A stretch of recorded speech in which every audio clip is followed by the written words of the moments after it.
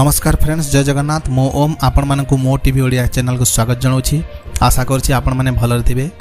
Friends, Subhadra योजना को नहीं गोटे बड़ खबर आसी जाइछि। सुभद्रा योजना पई मुख्यमंत्री एसओपी घोषणा करिसंती, ताहा मु कहि दोछि। 21 वर्षरु अधिक 60 वर्षरु कम महिला माने पाइबे एही सुविधाटा। राज्य रे गोटे कोटी अधिक महिला एही योजना रे उपकृत हेबे। प्रतिवर्ष सुभद्रा योजना रे 2टी किस्ती रे टंका प्रदान करिवे सरकार। 2 थर रे 10,000 टंका महिला मानकु मिलिबो।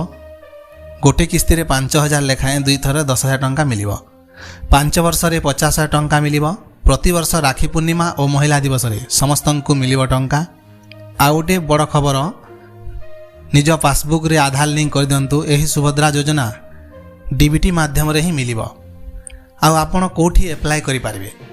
फ्रेंड्स, प्रत्येक अंगनवाड़ी केंद्र, ब्लॉक कार्यालय, मो सेवा केंद्र और जनसेवा केंद्र रे आपण माने बिना मूल्य रे आवेदन करि पारिबे।